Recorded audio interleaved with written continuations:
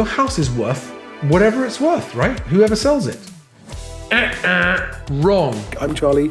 Welcome to Moving Home with Charlie, and thank you for coming. Charlie Landing grew up in Sussex, is the founder of Best Agent and presenter of Moving Home with Charlie. If you want to find one of these guys, look out for those compassionate professionals. All estate agents are not the same.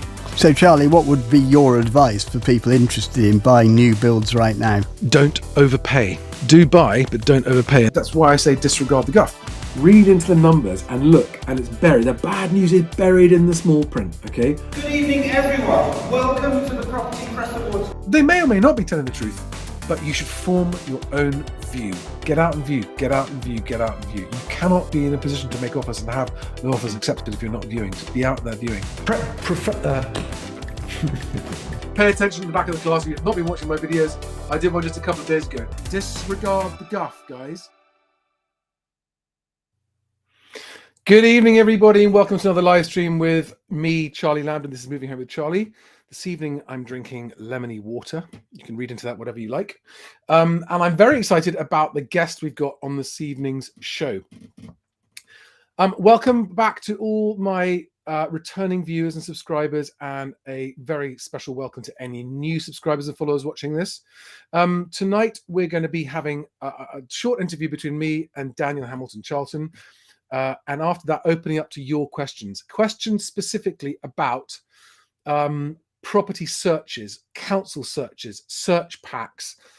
And I'd like to hear about your stories of any of you who've had already experiences, good or bad, where search packs or council searches somehow affected your transaction. Now, I'm particularly excited about this evening because, as you know, my mission is a home for everyone. And I'm here to help everyone who wants to move home, whether you're a buyer or a seller or a tenant, and you're trying to find a home. I know I mostly talk about buying and selling at the moment, but actually I'm here for tenants as well. And in the last 20 years, everyone who's been following it will know that the time it takes to buy a property has taken longer and longer and longer. And it's actually now up, I think, according to Rightmove, about 150 or 160 days. I mean, you're talking about 5 months from the point at which you have agreed a price to actually completing. Now, some are a lot less, some are even more. But one of the major contributing factors to the delay here is poorly handled searches, which are an unavoidable, legally required part of the process of a property transaction. And most importantly of all, for buyers, something that you will have to have at some point. You will be paying for search pack for your property that you're buying, whether the transaction goes through or not. You're going to have to need one. Now, there are certain circumstances where you can get the costs back if they don't go through, but basically speaking, it is a mandatory, unavoidable, compulsory requirement that if you are buying a property, you're going to require a search pack in order for the conveyancing to be done. And one of the things that causes massive delays is slow ordering of those search packs. Now, those of you who've watched the channel for a long time will know that the longer the period of time between your deal being agreed on buying a property and the exchange happening, the higher the chances of it falling through, right? That is just a linear relationship. The longer it takes, the bigger the chances to fall through, okay? And nothing is more frustrating when a deal falls through that you didn't want to fall through. And for example, one of the ways that this could happen is your mortgage offer, which is an offer specifically based on a particular property, and you've got a rate locked in, and they give you a 6-month period, say, until that rate expires. And then through no fault of your own, there are delays in the conveyancing process that means that your mortgage offer expires before you've been able to exchange. And as often as not, that can end up scuppering the whole deal and you lose the property. And you work out that one of the reasons that this can happen is unnecessary and avoidable delays caused by the property searches being handled badly or late, or, well, Daniel is going to help us understand why. Now, there are several studies that show that the more prepared you are for a transaction, the sooner you get the mandatory requirements lined up, the much shorter the transaction time. I was talking to conveyancers yesterday who've been doing a study, an experiment, where they invited people to start, like right from the starting, when the starting pistol was fired, they went ahead and got everything lined up, and their average time to exchange was just 70 days, so less than half the average for everybody else, and the fall through rate dropped through the floor. And I think Daniel's got a similar story that we can hear about that. So I cannot stress enough how this is one of those things, and Daniel, apologies, he's waiting in the wings, right? That's one of those things that's really fucking boring, but really fucking important, okay? And Daniel is someone who has spent 30 years dealing with this and has ended up starting up his own business called Property Searches Direct, with whom I am now partnering. Moving Home with Charlie is partnering to provide direct-to-consumer property search packs that you can buy the day your offer is accepted. You can make it part of your offer, and it speeds up the whole process, and your conveyancer will be able to use the pack, and it may even save you money as well on the cost of that pack. Anyway, I'm excited about this. This is the last thing I'm going to say about Daniel before I bring him in the room, and he can tell me why I'm wrong about everything I've just said. Daniel is one of the few people who, like me, cares about people getting a fairer deal, a better deal, and a better chance of moving on with their life. And after decades working in an industry where he saw all kinds of crap stuff happening that was just unfair to movers, he decided to go it alone and set it up so that the consumer would get a better deal, so that movers could get a better deal and stop being stiffed and let down by various different parties along the way who just want to make a buck and don't care if it means that you lose your deal. So without further ado, I'm going to bring him in. Daniel Hamilton-Charlton, founder and owner of Property Searches Direct. Daniel, good evening and welcome to the channel, to the show. How are you?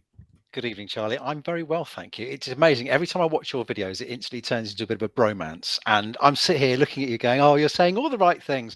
And you're absolutely right. I think the good thing is at the moment that there is a bit of a seed change in what's going on in the marketplace. There's been a little bit of pain. And in my opinion, there still hasn't been enough pain for the property sector and the industry to actually wake up and start buying headache pills. But that is changing, and it's changing as a result of certain facts that are coming out.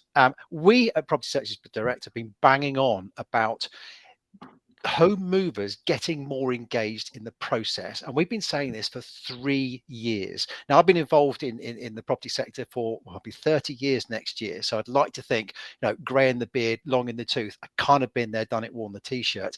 But we went about setting up what we're doing now to put the client at the center of the process and hopefully highlight the fact that there are certain things that you can engage with that not only give you some good information, but also really help to turbocharge your transaction. Some great stuff we've been talking to. I've been speaking to all sorts of companies over the last few days, particularly. It's been all over the property press, but one was really exciting, and that was Four Corners Property. Spoke to the managing director there only this morning, Phil Priest. Shout out to Phil if you're listening. They put an experiment out and offered 200 of their transactions the opportunity to buy their search packs. So 200 movers, 200 movers, 200 buyers to go and buy their search packs the minute the transaction was agreed. Okay. Only 25% of those 200 said, we're going to go for it. The rest, for whatever reason, decided it wasn't for them. Of those 25% who paid for their searches up front and put their skin in the game straight away, the transaction times were halved. And the fall through rate was 0. Now, that's exciting stuff. Yeah, go on. Can I stop you there? I really want everyone to pay attention to this, right? The transaction time was halved and the fall through rate was 0. Please try to imagine what that means to you compared to the other people who had double length of transaction time before you can move on with your life, and therefore a much increased rate of fall through. But also listen to this, right? 3/4 of the people who are offered the opportunity to take part in this were like, no, we're all right, thanks. Now, what that says to me is I think there's a massive trust issue between movers and the entire moving industry. There is. I mean, I don't think there is. I know there is. And I understand why many movers are just convinced that they're going to be sold stuff left, right, and centre. And they only actually want to buy stuff when they realize, okay, I've got no choice, I've got to do this. But because the number one thing I get told by first-time buyers is, we just don't know anything about it, and we feel like we're cannon fodder, and we're just lambs to the slaughter of the whole process. And we keep being told we need this and told we need that, and we don't know what we need and we don't need. So I can understand actually why 3/4 of them declined the opportunity. But that's exactly the problem I'm hoping to solve by partnering with you to be able to provide search packs and actually kind of put my name to it, that this is something that's going to speed the process up. Well, look, there are significant fears. There are significant fears when people transact properties. From a seller's point of view, when you go to agree a sale, they're terrified the buyer's going to mess them around, right? It's just how it is. There's that fear of, if I take this property off the market, I'm committing myself to this buyer. What if they go elsewhere? Because at the moment, there's no real commitment in the traditional scheme of things. There's a memorandum of sale gone out. No one's got skin in the game. You know, anything can happen. And that's the reality of it. From a buyer's point of view, they're just as terrified. They are wanting to make sure that that seller is committing to them. They're wanting to make sure that they don't go and sell to someone else. The property actually does come off the market. You know, that property that you really want to go and buy, how can I make it? How can I make it any more definitive that I want to buy that property? So by putting skin in the game, by buying your searches up front, from a buyer's point of view, it's showing just how committed you are to that transaction. And I think that buyer showing commitment belays everyone's fears. You're feeling comfortable because you've committed to the purchase. The seller's feeling comfortable because you've put skin in the game. You're committing to their property because searches are property specific. You're not just instructing a solicitor that you can go and instruct them and buy any other property. You're buying searches for their property. And so from both perspectives, everyone starts to go, okay, everyone's committed. Let's crack on with it. The other great thing is that buyers tend to forget is that you are in the driving seat. Searches are a requirement, particularly if you're buying a mortgage. Sorry, hold on a second. Let me just make sure this is clear. What you're saying is the buyer is in the driving seat. Yeah, very much so. The solicitor is doing the conveyance for you as much as they are for the lender. A lot of buyers don't feel like they're in the driving seat. So I'm sure they don't. So just elaborate on that point. Why are the buyers in the driving seat? Right. It's you the solicitor's working for. That's the thing you've really got to make sure. Okay. You, the buyer, you're instructing a solicitor to work for you. Okay, so when a solicitor starts to dictate the way they want to go and do things and start delaying matters for matters that might satisfy them, you need to say, no, hold on a minute. I'm the client. I'm paying your fee. I'm in control. There's a certain way I want to go about doing things. When you get a quote from a conveyancer, there's their legal fees, and there's a huge tranche of things that are called disbursements. Disbursements are the things that you pay for that you can go and get anywhere. They're things that the solicitor pays for on your behalf to third parties, and they usually attract. So let me just want to make sure this is going in. So you're saying that the quotes you get from conveyancers comprise two parts, which is their fee and all the other costs involved. Yes, because there are a lot of other costs involved, aren't there? I mean, there legitimately are other costs involved, but so it's I know a lot of first-time buyers want to know that. Okay, so conveyancing is the lawyer's legal fee for doing the work, and a list of other stuff that they are required to buy or provide for you, which are included. They bill you for it, basically. Exactly. And tradition has it that conveyancers control their own timelines. They control their destiny. And this is the reason why, if you ask the Conveyancing Association, how long does it take a conveyancer to order searches? The stat last year, and continues to remain the same, was 6.5 weeks. At the moment, a lot of people are talking about 8 weeks. Hang on. That's sorry, what? So you're saying 6.5 weeks from being instructed on average until they even order the searches? Yes, absolutely. And that's basically unavoidably adding 6 weeks, unnecessarily adding 6 weeks potentially to the time frame. Now, my mother was a great cook and ended up being a fantastic cook. But when she first started cooking, she wanted to cook a roast dinner for my dad before they were married. And she didn't have a clue what she was doing. And she compounded all of the times. So this is how long I'm going to take to boil and roast my potatoes. This is how long it's going to take to do the meat. You can imagine it was going to take us 7 hours to cook a roast dinner. Conveyancing can get a bit like that. And what we're saying is, and a lot of the progressive suppliers in the marketplace are saying is, if you want to cook a roast dinner, you can actually do it within an hour and a half or 2 hours, depending on what your meet is. But there's things you do at the same time. Yeah. And conveyancing can be like that. A conveyancer will say, well, I want to open a file, I want to open a ledger, I want to take my funds on account. I'm going to write to the other side. I'm going to say, we're instructed, could you please send us a contract? There's a delay from the vendor side because the vendor probably wasn't prepared. They probably haven't filled out their paperwork. Contracts haven't gone out. So everyone sits and waits around for a while. Eventually, they get a contract. They may raise some inquiries. They'll satisfy themselves about the title. They'll take funds on account from you. So they've got them ready for you. Then some solicitors are waiting for you to get your mortgage offer in. Great. Okay. So we're actually just cooking the potatoes entirely. We haven't got the roast in yet. So, we're waiting for the mortgage offer. Then when they've got the mortgage offer, they'll then go, okay, now we can get on and order searches. 6.5 weeks later, the order searches. Now, in some areas, searches are taking a few working days. In other areas, they can take 40 or 50 working days, 80 working days. I mean, I think we've got some areas now where it's tragic, and we publish the time. Sorry, that's another really important point that I know first-time buyers really need to know.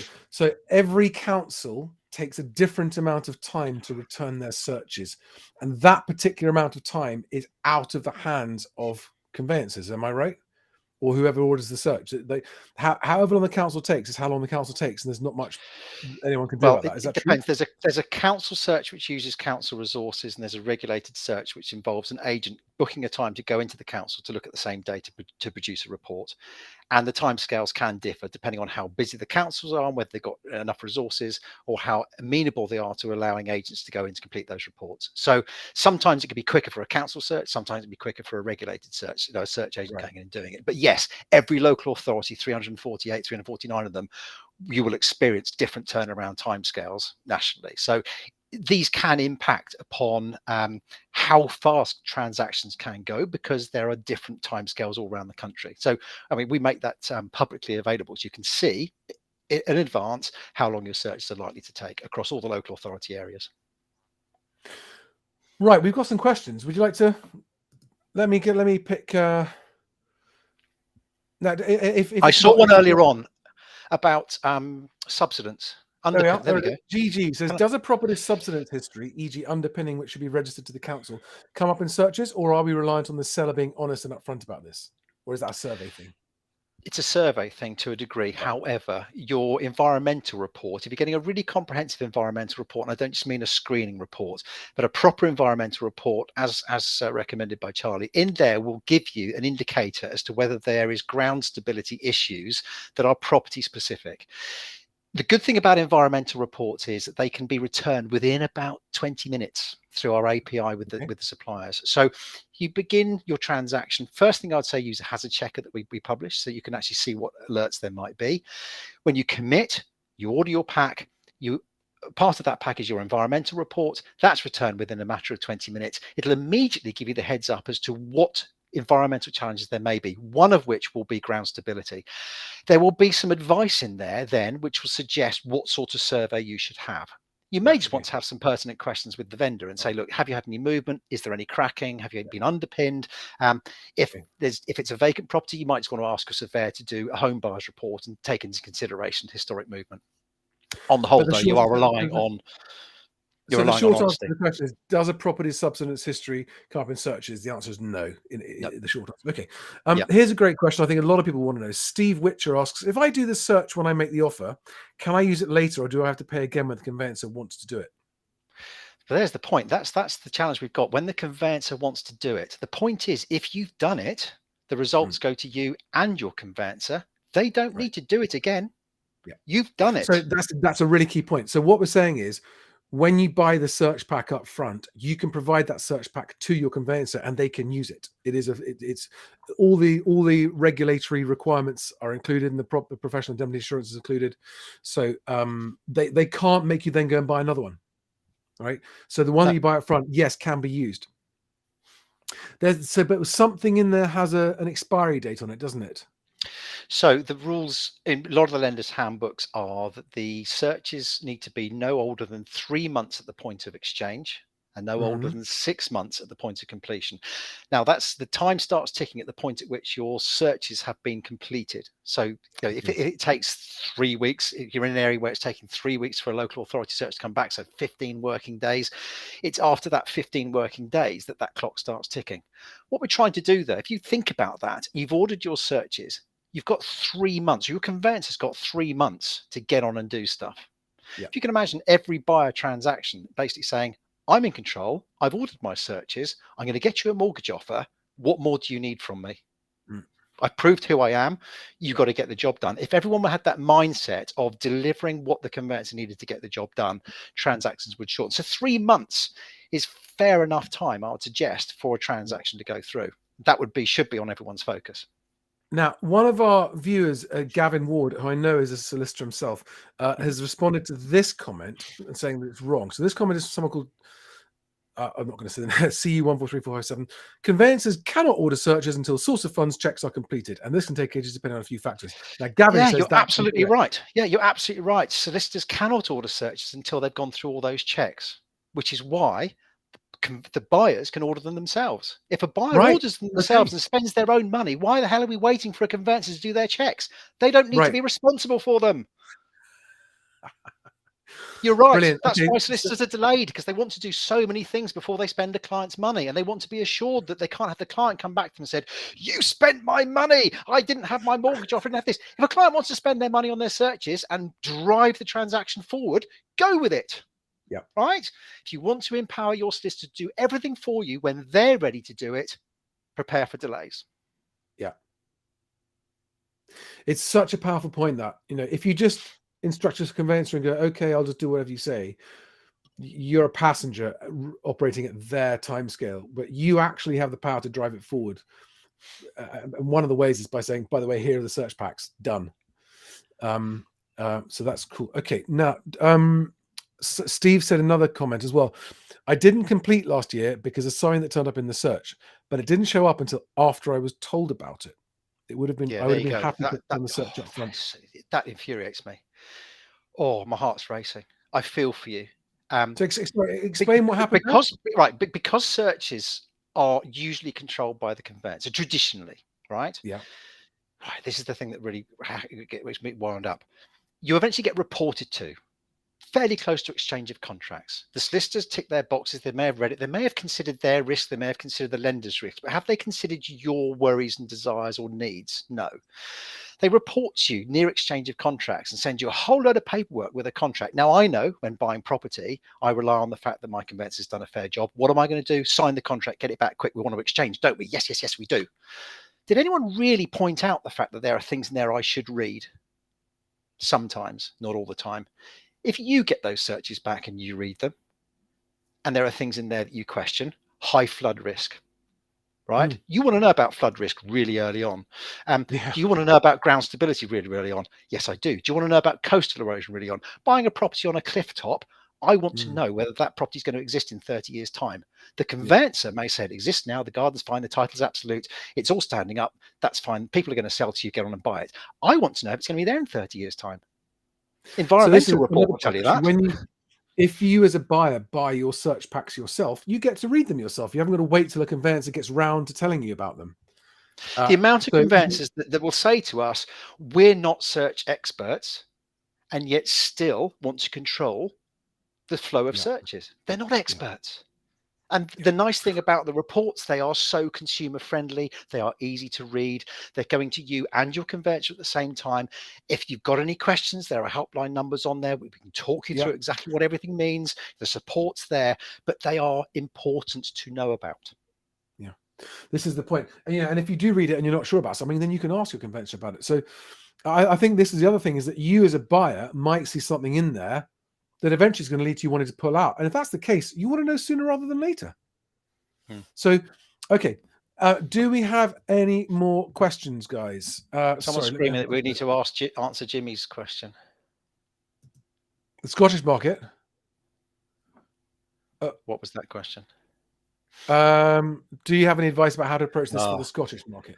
Well, the Scottish market have got it absolutely nailed. If only we could actually look at that marketplace and replicate it, it would be a world of a better place. If you look at the Scottish market, the sellers are effectively preparing themselves for sale. They're bringing up together all their searches, their environmental reports, their contracts, all the stuff. They've even got a survey done to say that this is mortgageable.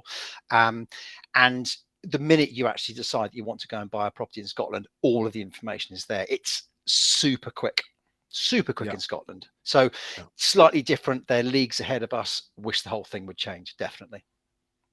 Yeah. Okay, cool. I'm just having a chance to read through some of the comments I haven't read it up until now. There's been a couple of disagreements about things. So someone says, yeah, XL2828 says not just councils, but different water companies too. Is that, do we occasionally have to there wait are for different things water companies, but again, with regulated searches, then there are, it's a fixed price contract nationally. So if it's regulated drainage and water search, then it's, the timescales vary with drainage and water, but not dramatically. We're looking at sort of between 3 or 5 days. We're not looking at sort of 5 working days to 4 weeks plus. So drainage and water for a regulated product isn't as challenging. Occasionally, if we need to get the water authority themselves involved, that's a whole different ball game. And there are some instances where that may be the case. So Sarah is asking if it's possible to do searches herself. Absolutely. Okay. I mean, there's nothing, you buy them anyway. So yes, you are doing them yourself, but actually the solicitor's pressing the button for you. So yes, I mean, we're a direct to consumer offering. We have solicitor relationships as well. We have solicitors that refer their clients direct to us because they don't want to take funds on account. They don't want to deal with them. They just point them in our direction when they want to get orders underway. And we have architects and planners, all the rest of it, come and buy searches directly. We had someone there the other week that said, I was in a hurry. We needed to get the job done really quickly. I needed to put skin in the game immediately. And they exchanged within 12 working days. That was a committed buyer that ordered their own searches, got them back quickly and said, we're ready. They went above and beyond. But the point is, yes, of course, there's so much you can do yourselves, searches included. So David Miller asks, on a small new build estate, can't everyone use the same searches? That would be nice, wouldn't it? But no, unfortunately not. Searches are property specific and your lender will need one that is dedicated to your property. So no, unfortunately not. So yeah, I mean, an environmental report, you would say that if there's a dot in the map and you're within 250 meters of that initial concentric ring, yes, you should, the results are likely to be the same, absolutely. But your lender's not going to wash that because they want to see the address on it, and the address will relate to the PI insurance that's related to it, and it needs to be your property. It needs to be your report and not someone else's, because they're all insurance backed. So you need your own one because you want your own insurance policy to back it. Cool. Okay. Someone here called Marge010 says, luckily our conveyancer is on the ball. Search is done and sent to us within 2 weeks of having an offer accepted. Fantastic. Cool. Good. That's much better than normal, isn't it? Yep. Yeah. I mean, what a breath of fresh air. Brilliant. Yeah. Jimmy, another question from Jimmy. Daniel, are all your packs custom and based on the unique property itself? And does a pack cover everything? Love it when people overcomplicate matters. The requirements from the lender are a local authority search, a drainage and water report, and local authority search, drainage and water report, and an environmental report. So on that basis, yes, of course, every audit is specific to the property itself. We have the ability, depending on people's needs, wishes, concerns, to, if you look at our hazard checker, if flood's a massive concern of yours, we may want to interrogate some of that. If it's in a coal mining area, you may want to look at different sorts of reporting. Yes, of course, we can make bespoke products, but on the whole, those 3 products and a really good comprehensive environmental report is a great place to start, from which it may instigate you to want to explore other things that concern you. But initially, those 3 things, they sound generic, but obviously the returns are property specific. Great. We've got some great questions coming in here. Angie J asks, is there a benefit to using a conveyancing solicitor in the area you are buying, aside from the convenience of signing documents? Oh, is there a geographical benefit to having a local conveyancer? There are instances, and whoever you're buying through, your estate agent, if they're really honest, will tell you. Now, obviously, some estate agents are just interested in paneling you off to some conveyancer in the other end of the country, and I get that, and there are reasons for it. However, one of the places I had an estate agency business, it was along the A14 corridor, some land that had been cut out to create the cuttings for the A14 had been used as bunds between the industrial estate and a particular residential housing estate. And because at the time of the way the environmental reports were reported in those days, that was considered landfill. So when we had a solicitor from Timbuktu doing a conveyance, they were saying it's right next to landfill or it's on landfill. And we're going, no, it's the A14 redirection of soil. So in those instances, you want a conveyancer with local knowledge that will say, we know exactly what that is. It's absolutely not landfill. It's the A14 cutting spoil that's now a bund on this particular industrial estate. So there are always instances where local knowledge can be a really good benefit for you to transact on a property quickly and get local knowledge. It's not always vital that you must go local. I personally think it's not a bad thing to go local if you can, but it's not the end of the world. Right. Yeah. I mean, it also, I mean, it's often down to the quality of the conveyancer themselves. Like a really high quality conveyancer will actually be able to get the job done wherever they are. But if they're crap and they're not local, then you're going to have problems anyway. Now, where are we? XL2828 says, I've had issues with water/drainage surveys not reflecting reality, as the water company's records/maps not being accurate. Yes, they aren't accurate, and that can be a challenge. The drainage and water reports tend to replicate the mapping that the drainage and water companies come out with, and even they themselves will say that these aren't accurate. The really important thing is you need to know roughly where the main infrastructure of the main drains or the sewage run. If you're buying a property, let's say you want to extend, right? Let's say you want to put an extension on the back, or you want to go out the side, and within the mapping, however accurate or inaccurate it may be, it shows that that mains infrastructure runs along the back of your property. Now, it may not show you within a certain number of feet where it is, but it's really important to know that it is there. That then leads you to have to ask questions about exactly where it is. And of course, you can approach the water authority and say, I need to know exactly where this is, because it will reflect on my ability to buy this property. So drainage and water report, it's a good guide. It'll give you an indicator of its connections. It'll give you an indication as to whether the main things that you don't own that may require you not to build over, whether they are within the bounds of your property. But no, they're not pinpoint accurate. So they are a good guide that will lead you to investigate things if it really matters to you, because you want to extend or do other things. Yeah. But no, they're not accurate. Okay. Well, guys, unless there are any more questions, I'm going to start to wrap this up. I just want to say this. I meant to say at the beginning, I didn't, which is that for a seller, the most important decision you can make is your choice of estate agent. Second most important decision is your choice of conveyancer. For a buyer, you don't get to choose who the estate agent is, unfortunately. That's just whoever is the acting agent for the seller of the property you want to buy. So for a buyer, the most important decision you make is your conveyancer. It's a massive mistake to think that, oh, they're all the same, I'll just go for the cheap one. It is a huge mistake, and you'll learn the hard way if you make that mistake. So I'm not telling you who to choose. I'm just saying, don't think it's, oh, just get a panel of quotes and go for the cheapest. You want to talk to someone that you feel, it's a difficult thing to choose. And it's something that I'm hoping to help with. I'm talking to a firm that I've been spending a lot of time researching, and I think they're really good.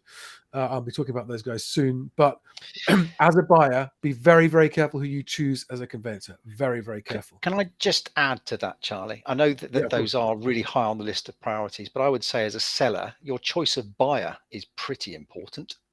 And if you're a buyer, then you want to show that you're a committed buyer, particularly if you're up against anyone else. You know, if there are three people buying a property, how does anyone differentiate you against anyone else? You've all got an agreement in principle. You've all got affordability. You've all seen it. You've all said how much you love it. You've all offered the same price. How do you stand out from the crowd? If you were saying, I'm going to buy your property and I'll commit today to buying my searches to commit me to your property, you're a standout buyer. And that's a seller, quite honestly, if you're a seller and you want to sell a property to somebody, you've got a choice of buyers. Personally, I'd be going, which one of you is going to put skin in the game today? Well, the other reason that's an excellent point is that as a seller, there's always uncertainty of knowing whether or not the transaction will proceed. But if there is anything in the searches that's going to cause a problem, you want to know that sooner rather than later as a seller.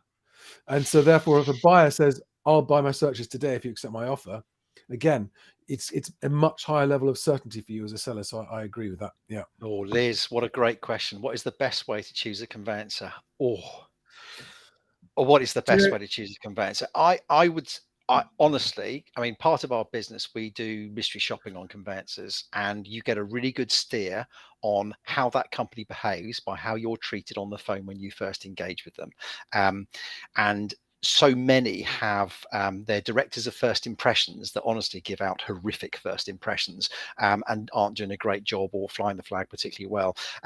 For God's sake, do not ever make a choice about your conveyancer based on price. Don't ever do it. Exactly. You're Same going with the if estate you're agents. going to Ever do the choose a Yeah. conveyancer because it's the cheapest one, don't do it ever. Engage with them, pick up the phone, see how they behave, see how they treat call handling, see if they're giving you time, see if they're even remotely interested in you, and you'll get a feel for it. If you ring a couple, you'll know which is one for it. Also take honest, good recommendations from local estate agents and see, because they've got skin in the game, they've got huge pipelines of property, and they know which conveyancers they definitely don't want you to use, and they can probably make some decent recommendations of those that you should. And why will they make those recommendations? Because they want to churn their pipeline faster, they want the transaction to go through. But don't go and get a load of quotes and pick the cheapest one ever. I couldn't agree more. It's such a false economy. Brilliant. Now, so guys, as of today, it is today that Daniel and I have got our shit together and made it possible for you to buy your search packs through Moving Home with Charlie. The URL is on the screen down there. And you can go on there, and it's a launch special price $299, which I think of anyway. If you want one, right, go to your conveyancer. You can now get one by ordering it through my website. It will be provided by Daniel's company, and you'll be able to use it with your conveyancer. So any of you who are watching this or in the position of offering, you want to get your search pack, that's where you can go to get it. I will be talking more about this in due course, because I'm trying to put together mortgage, conveyancing, and search pack, so that actually all of you who don't know who to choose, don't know how to choose, I've done the work finding trustworthy, quality professionals at a good value price, so that you haven't got to worry about it. And just so you know, and I'll say this in front of Daniel as well, okay, I am not contractually committed to stay with any of the partners that I choose. In other words, if they let my customers and my followers down, I will leave them and go somewhere else. And so far, I've been working with a mortgage broker for 6 months, and the feedback has just been fantastic from you guys, saying they've been so cool. I'm about to announce who we're working with on the conveyancing side as well, who's also agreed to work with the packs that Daniel and I are going to be providing. So that hopefully we're going to save you the chance of, how do I choose a mortgage broker? How do I choose a conveyancer? Where do I get my search packs? It's all here if you want it. But you know, by all means, shop around, make your own decisions elsewhere. But the goal here is to provide you with trustworthy, quality providers that will actually get the job done faster and improve the chance of you getting into the home you want to get into, so that you can move on with your life, which is what everyone really wants most of all. Do we have, Daniel, is there anything you'd like to finish up with? I want to say, Gavin, you are right, Gavin. In many instances, you're right. Estate agents will channel work through to certain conveyancers because they're getting paid a referral fee. Do please remember, though, that referral fees have to be disclosed. So if you ask an estate agent who they recommend, ask them what referral fee they're getting, and ask them whether that is in any way influencing their decision to put you that way. I would say that yes, referral fees do come into it, but it'd be a fool of an estate agent to keep chucking work at a bad solicitor just because they're getting referral fees, because it really affects their pipeline. So take that with a bit of a pinch of salt, because the most estate agents that we're aware of wouldn't dream of chucking their pipeline in the hands of a car crash conveyancer. So yes, referral fees do come into it, of course, but they do have reasons for making the recommendations that they do. Thank you, Leo. It's very exciting. That's great feedback. Sorry, what was that? I said, as will Charlie. When Charlie announces who he's using, trust me, it's for very good reason. Yeah, fantastic. Here's a great question. XL2828 again says, can you explain the relationship between mortgage companies and conveyancing firms? Does it have to be on their panel? Right. So when we talk about mortgage companies, so the lenders, yes, to a degree. If a solicitor or conveyancer is not on a lender's panel, they can only do a certain amount of the work. They'll have to outsource the work that they would otherwise be doing for the mortgage lender. Some solicitors will say, we cannot deal with this transaction because we're not on their panel. Some will outsource the part of the transaction to a firm that is on the panel. And all I would say is, and Gavin will probably say I'm right or wrong, the more cooks you have in the, trying to cook the dinner, the longer it can take. So I would say, yes, of course, you want to make sure that your solicitor is on the appropriate panel because they can be trusted by the lender and they'll get the job done. If they're not on the panel, there may be reasons for it. They may have fallen short in some way. And just by outsourcing that particular part to another firm that is on the panel doesn't necessarily make that first solicitor or conveyancer the firm for you. Does that make sense? Did I answer that? Fantastic. Yes, you did. Yeah. And Gavin says he agrees, which is cool. 3-player politics has just showed up. Late. Oh, can't bear people. Oh, right.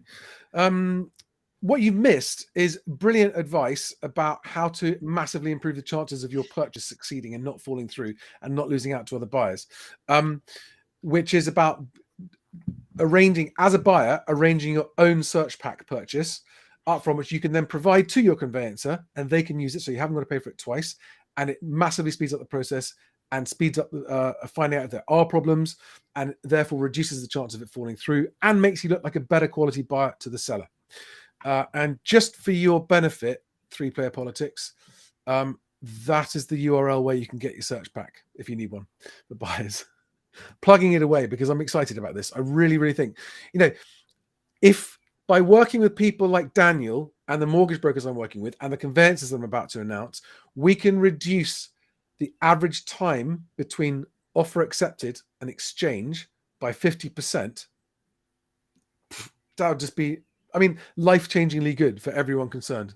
Very, very exciting. It has to happen. I mean, the whole state of affairs has just got worse and worse and worse. Something has got to change.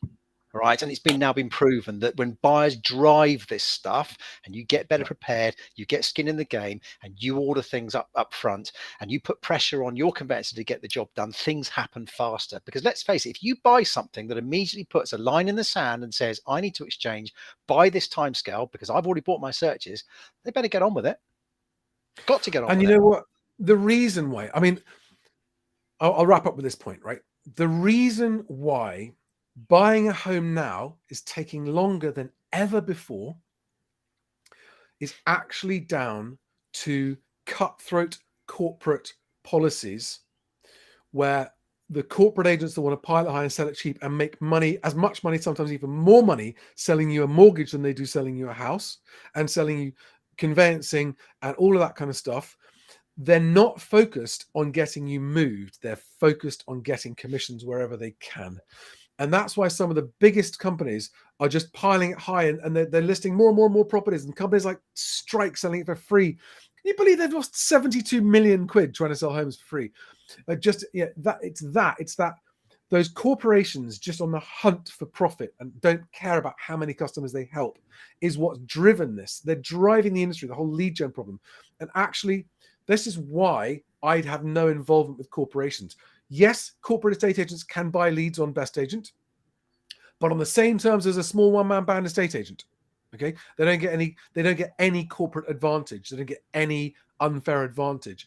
And the whole idea of Moving Home with Charlie and Best Agent is to sidestep all of that corporate policy and unfair advantage that tilts the playing field and ends up with so many people getting a shit service and shit choice of professions that they, I can totally see how a first-time buyer, this is an overwhelming process, even if you do know what you're talking about, even if you know exactly what it's like to go through a purchase of property, it is still an overwhelming thing. So I can totally understand why young, uninitiated first-time buyers who know nothing about the process are going to just say, okay, when an agent goes, you should do this and you should do that.